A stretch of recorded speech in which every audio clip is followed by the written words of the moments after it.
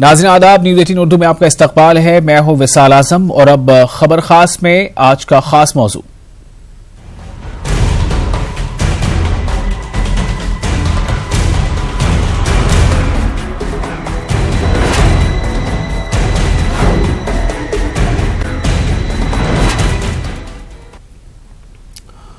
लोकसभा इंतखाबात के नताइज के दौरान 50% वीवीपैट की गिनती कराने की अपील के मामले में अपोजिशन को झटका लगा है।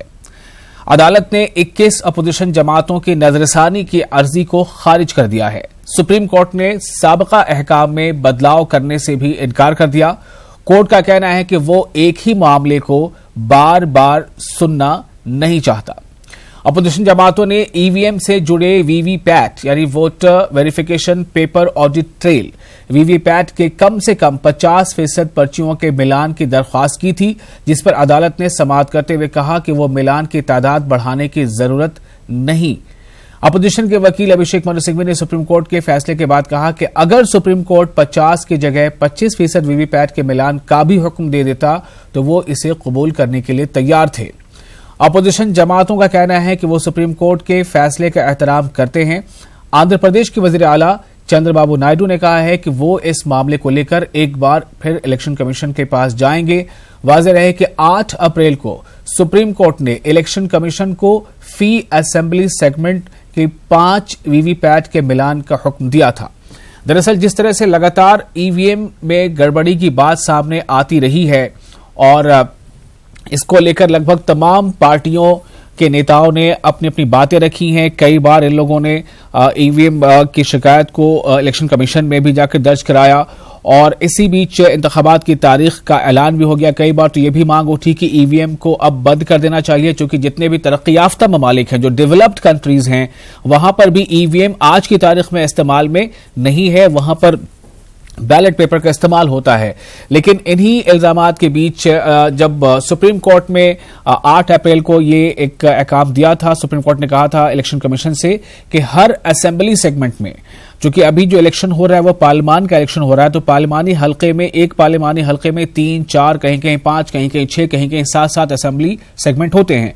तो हर असेंबली सेगमेंट में 5 ईवीएम यानी 5 इलेक्ट्रॉनिक वोटिंग मशीन का मिलान उसको वीवीपैट से कराने की बात की गई थी, जिसके बाद 21 अपोजिशन जमातों की जानिब से यह बात सुप्रीम कोर्ट में रखी गई कि आप इस इलेक्शन कमीशन को हुक्म दें कि इस बात को यकीनी बनाया जाए कि हर असेंबली सेगमेंट में 5 नहीं बल्कि 50% यानी अगर वहां पर 500 मशीनें काम में लगाई गई थी रिकॉर्डिंग के दौरान, पोलिंग के दौरान, तो 250 मशीनों की, अगर 600 मशीनें लगाई गई थी पोलिंग के लिए तो 300 मशीनों की, यानी 50% मशीनों की वोटिंग का मिलान जो है वो वीवीपैट से कराने की ये अर्जी जो थी उसको सुप्रीम कोर्ट ने आज उस पर कहा है कि वो इस बारे में बार बार सुनवाई नहीं कर सकता और एक तरह से विपक्षी जो हिज़्ब इख्तिलाफ है 21 जमातें हैं उनको दचकासा लगा है। हम आपको सुनाते हैं कि इन 21 अपोजिशन पार्टियों की तरफ से सुप्रीम कोर्ट में जो वकील थे अभिषेक मनु सिंघवी, उन्होंने इस फैसले के बाद क्या कहा।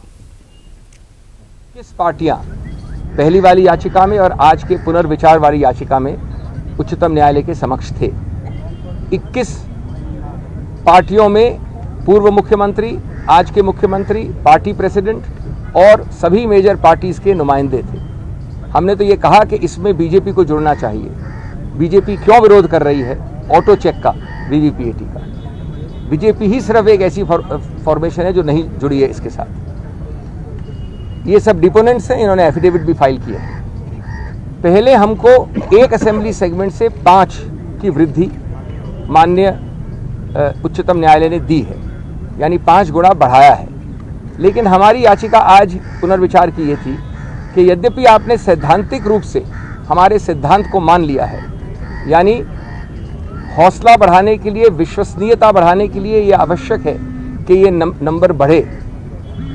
ये भी आपने कहा है कि नंबर वायबल होना चाहिए, ये हमारे शब्द नहीं है, उच्चतम न्यायालय के शब्द हैं। फिर भी आपने जो आंकड़ा दिया है वो 2% से भी कम है। We respect the order of the Supreme Court, but we also have to take this to the people of the country and put this before them because they are supreme as far as people of this country are concerned. accept the court's order. We are free to go to people and explain to them, because people are supreme in our democracy, and we political parties represent the will of the people, and Parliament is the supreme body which represents the sovereign will of the people. Always we can go to the people and explain to them the problem. We want our democracy must be safeguarded, and the election process must be free and fair. Today what we are asking, same thing, we have spent 9,000 crores investment on VVPAT. Why can't you count it and then make it more transparent? Is the तो ये आपने सुना supreme court के इस फैसले के बाद क्या कुछ कहना था। हमारे साथ दो खास मेहमान हैं इस मौजू पर बातचीत करने के लिए। हम आपको बता दें कि कृष्णा हेगड़े हैं जो मुंबई वाइस प्रेसिडेंट हैं बीजेपी के, वो हमारे साथ जुड़ चुके हैं। आपका इस्तकबाल है। और साथ ही अजय वर्मा है कांग्रेस लीडर, हमारे साथ वो दिल्ली से जुड़ रहे हैं। अजय जी, आपका भी बहुत बहुत इस्तकबाल है। सबसे पहले हम ये बताना चाहेंगे कि जो सुप्रीम कोर्ट ने आज का ये फैसला दिया है, इसमें ये लग रहा है कि ये एक झटका है अपोजिशन जमातों को, लेकिन ये झटका अगर सच में है तो ये झटका सिर्फ अपोजिशन की जमातों को नहीं है, बल्कि इन अपोजिशन जमातों के साथ साथ इनकी आइडियोलॉजी के साथ साथ जितने भी अवाम की तादाद इनके साथ जुड़ी है, अगर ये फैसला झटका है तो इन सबके लिए झटका है। दूसरी बात यह है कि सुप्रीम कोर्ट ने यह भी कहा है कि हम इस बारे में मजीद जो है दखल नहीं देना चाहते। जो चीफ जस्टिस ऑफ इंडिया हैं उन्होंने कहा है कि अदालत इस मामले में दखल नहीं देना चाहती। मतलब इसका क्या निकल रहा है कि ये मामला इलेक्शन कमीशन का है, तो क्या इलेक्शन कमीशन को इस बारे में हाँ या ना या का फैसला लेना चाहिए? क्या इलेक्शन कमीशन को खुद ये सोचना चाहिए कि जिस तरह से ईसी पे या ईवीएम पे लगातार सवाल उठ रहे हैं, तो उस सवाल के उठने के जवाब में यकीन कैसे फिर से दोबारा मुकम्मल हो जाए? विश्वास जो अविश्वास में तब्दील होता जा रहा है, कैसे फिर से वो विश्वास में तब्दील हो जाए? क्या इस बारे में सुप्रीम कोर्ट ने एक तरह से इशारा किया है कि हम इस बारे में दखल नहीं देना चाहते, तो ये काम आखिर किसका है? हम इससे सबसे पहले रिएक्शन लेंगे। हमारे साथ दोनों मेहमान हैं। कृष्णा हेगड़े, पहले मैं आपके पास आता हूं। आज जो ये फैसला है, इसे आप किस तरह से देखते हैं?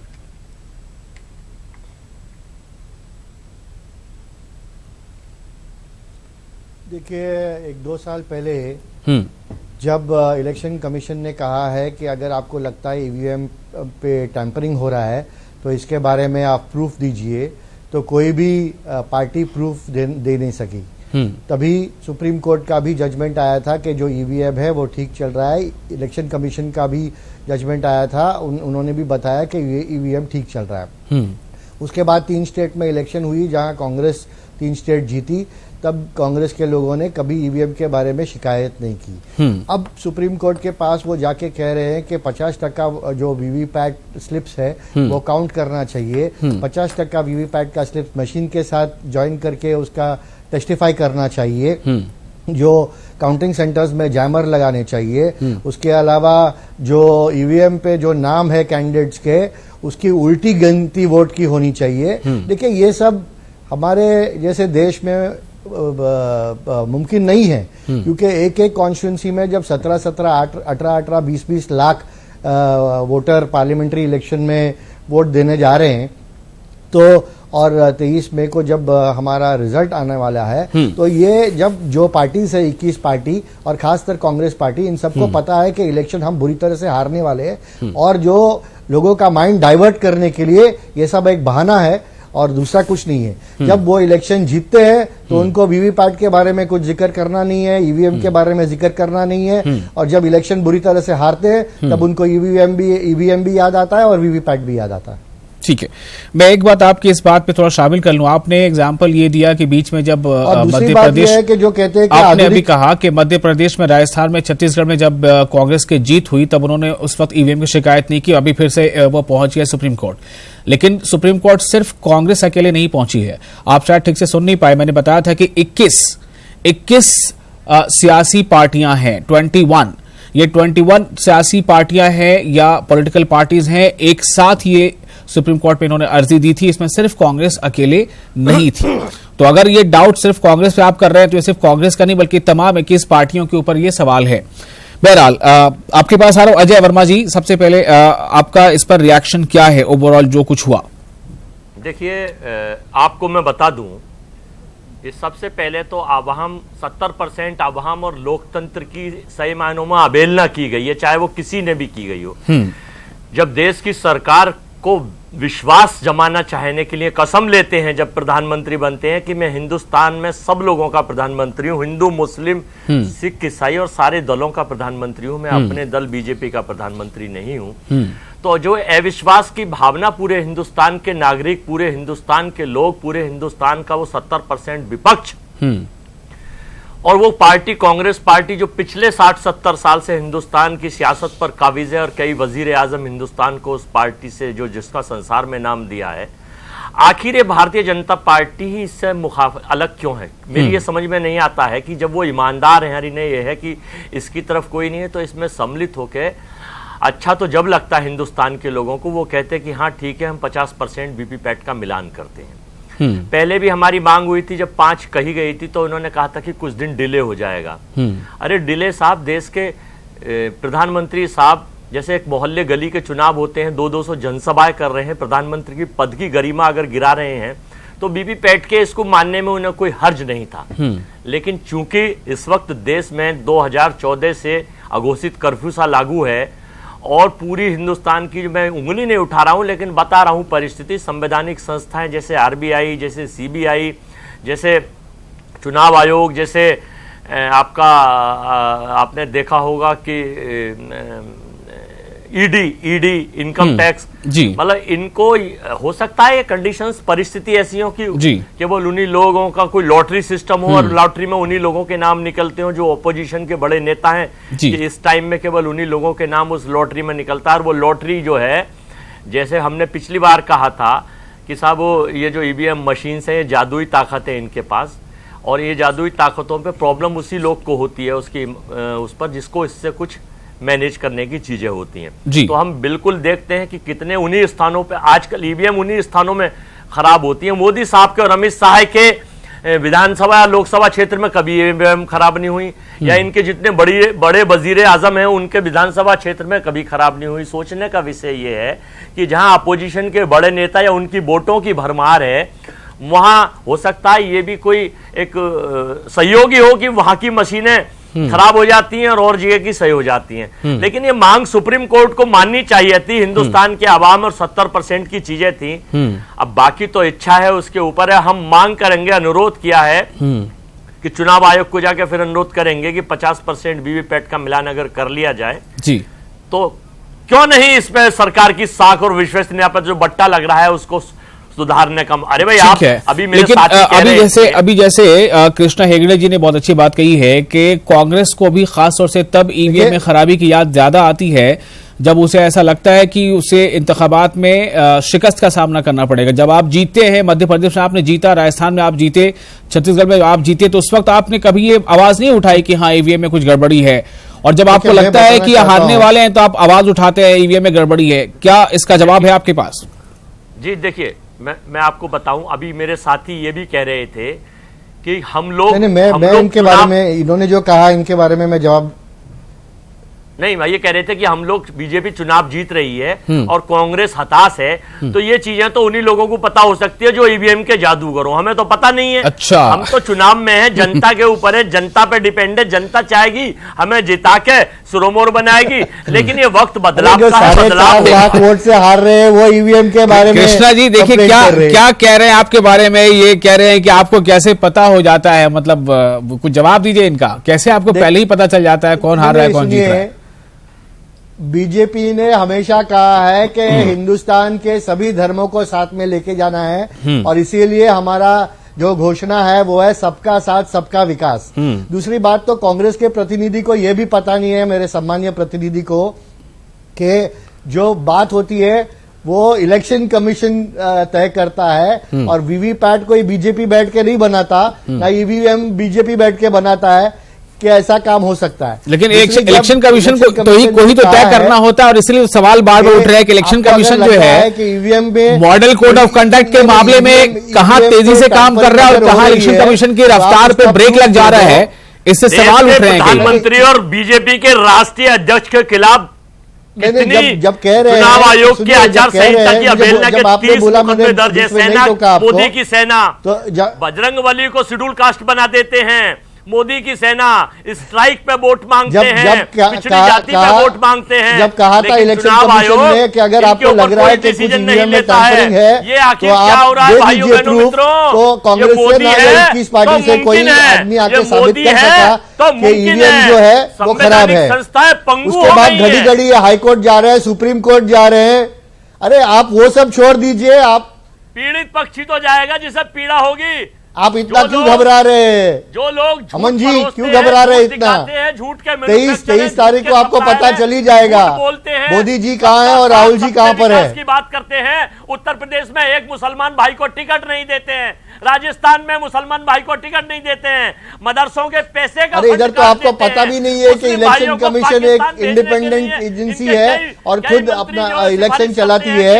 आप कह रहे हैं सब कांग्रेस कर रही है या बीजेपी कर रही है? अरे बाप रे, अरे भैया ये सब काम भारतीय जनता पार्टी और उसके नामदार सूट बूट वाले। लेकिन हेगड़े जी, कृष्णा हेगड़े जी और अजय वर्मा जी, देखिए एक सवाल यहाँ पे बहुत अहम है। आपने देखा कि इलेक्शन कमीशन ने भी जब एक्शन लिया, आपको याद है कृष्णा हेगड़े जी, इलेक्शन कमीशन ने इस बार जो बड़े कुछ एक्शन लिए, कुछ बताइए क्या एक्शन लिए थे उन्होंने? मायावती को उन्होंने प्रचार से रोका था, उन्होंने योगी आदित्यनाथ को प्रचार से रोका था, उन्होंने आजम खान को प्रचार से रोका था, लेकिन इन सब के लिए भी पहले सुप्रीम कोर्ट का दरवाजा खटखटाना पड़ा था। उसके बाद इलेक्शन कमीशन को सुप्रीम कोर्ट ने यह याद दिलाया कि आपको पता है भी कि नहीं कि आपके पास कितने अख्तियारात हैं, आप क्या कर सकते हैं क्या नहीं कर सकते हैं। सवाल इस बात को लेकर है, यहाँ सवाल इसको लेकर नहीं है कि क्या इलेक्शन कमीशन पार्टी का हो एक कॉन्स्टिट्यूशनल बॉडी है या नहीं है। भाषण दिया है इस इलेक्शन के बीच में। सवाल इस बात को लेकर है कि अगर देखिए एक मिनट मैं आपके पास सवाल लेकर आ रहा हूं। बीजेपी के भी कोई नेताओं पे लगाई और कांग्रेस के कोई नेताओं और दूसरे पार्टी के भी कई नेताओं पे। बिल्कुल, मैंने आपको नाम गिनाया है ना योगी आदित्यनाथ का, लेकिन ये कब हुआ? कांग्रेस के ही लीडर ने लोग, लेकिन ये कब हुआ? पहले सुप्रीम कोर्ट में जाना पड़ा, काम कर रहा है, पहले सुप्रीम कोर्ट में जाना पड़ा, पहले सुप्रीम कोर्ट में जाना पड़ा, फिर से एक सुप्रीम कोर्ट में जा रहे हो जी। सवाल यहाँ पर ये है हेगड़े जी, डायरेक्टर को रात 2 बजे अबदस्त करते हैं, नहीं आरबीआई के डायरेक्टर इस्तीफा देकर चले और जाते हैं। सुप्रीम कोर्ट कह रही है कांग्रेस पार्टी और ये 21 पार्टियों को 268 देखिए मैं आपका जो बात है कितनी बार सुनूं, एक बार खारिज कर दिया, सुन लिया, खारिज कर दिया, फिर से आपने अप्रोच कर दिया, फिर से खारिज कर दिया। इलेक्शन कमीशन के पास घड़ी घड़ी जा रहे, वही बात लेके उन्होंने वो खारिज कर दिया। बिजनेसमैन दोस्तों के कर्जे को माफ करने के लिए ये 268 टन सोना भारतीय जनता पार्टी ने पहली बार हिंदुस्तान के इतिहास में हुआ है। जब मनमोहन सिंह जी ने अजय वर्मा जी आप कहां चले जा रहे हैं? मुद्दे पे रहिए ना, लेकिन हर विषय पे इस आधे घंटे में हम नहीं बात कर सकते। आप सिर्फ यहाँ इस मुद्दे पे रहिए, आप मुद्दे पे रहिए। मैं कह रहा हूं कि जिस ईवीएम को लेकर एक जमाने में सुब्रमण्यम स्वामी ने आवाज उठाई थी, हेगड़े जी इस बात सुनिएगा, जिस ईवीएम को लेकर सुब्रमण्यम स्वामी ने आवाज उठाई थी, क्यों नहीं ऐसा हो सकता था कि 21 में एक 22वीं पार्टी भी होती, वो बीजेपी होती? पैसा तो आपके टाइम पे लिया गया है। 268 टन सोना क्यों भेजा भाइयों बहनों मित्रों? ये देश के 136 करोड़ लोग पूछ रहे हैं। ये अडानी अंबानी और वो 20 घराने का जो कर्जा माफ करा है, उनके लिए जो लोन लिया है, और भारत पर 5 साल में, अरे बाबा डिबेट, ये कांग्रेस पार्टी के प्रवक्ता को पता नहीं डिबेट किस बारे में है। 85% कर्जदार भारत। अजय वर्मा जी, भारत का हर बच्चा कर्जदार है। अजय जी आप कहां से कहां पहुंच गए? मेरा अभी जो विषय आज है, जो मौजू है, अजय वर्मा जी आप शायद दूसरे सवाल टॉक शो पे आए हो है कि अब क्या विषय है, वो सब्जेक्ट है ईवीएम और वीवीपैट। उसके बारे में वापस से बात कर लेंगे, तभी मैं आपको बराबर समझाता हूं कि पैसे कब लिए गए थे, कितने लिए गए थे और कैसे चले गए थे। कृष्णा जी मैं आपसे एक सवाल कर रहा हूं। कृष्णा जी मेरा सवाल आपसे ये है, आप मेरी आवाज आ रही है? कृष्णा जी मेरा सवाल आपसे ये है कि सुब्रमण्यम स्वामी ने भी एक समय में ईवीएम पे सवाल उठाया था। जी बिल्कुल। बीजेपी की और भी कई नेता है जिन्होंने ईवीएम पे सवाल उठाया था, आपको मालूम होगा, आप सीनियर है। मेरा सवाल यह है कि अभी ठीक है, अभी आप कौन हार रहा है कौन जीत रहा है ये 23 तारीख को तय हो जाएगा। बिल्कुल। लेकिन जब बीजेपी के कुछ नेता सवाल उठा सकते हैं, तो 21 पार्टियों के साथ 22वीं पार्टी बीजेपी क्यों नहीं हो जाती?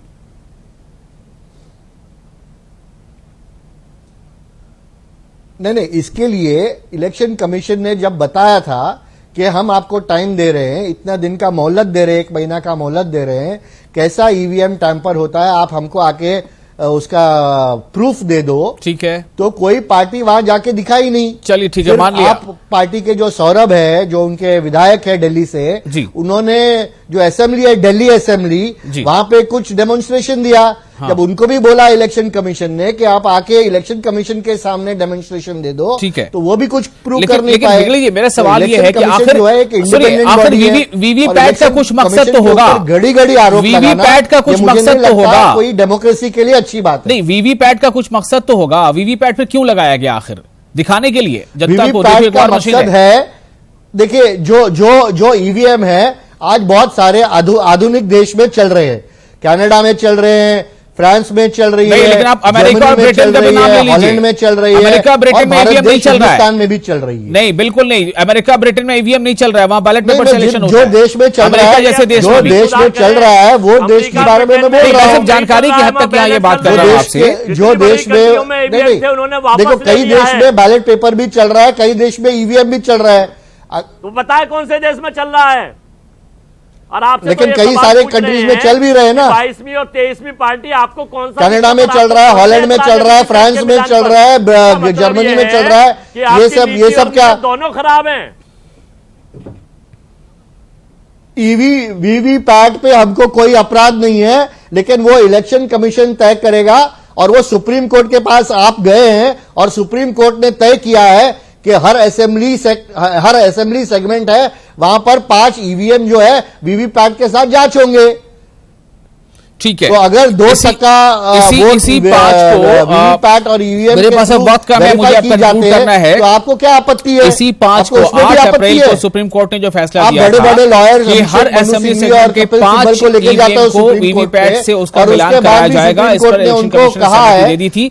लेकिन अब जो 21 जमातों की जो मांग थी कि 5 नहीं बल्कि कुल ईवीएम जो इस्तेमाल किए गए हैं, कुल ईवीएम के 50% वीवीपैट से उसका मिलान ईवीएम का कराया जाए, 50% ईवीएम का वीवीपैट से मिलान कराया जाए। लेकिन इसके बारे में सुप्रीम कोर्ट ने कहा है कि वो बार बार एक ही मसले को नहीं सुनेंगे।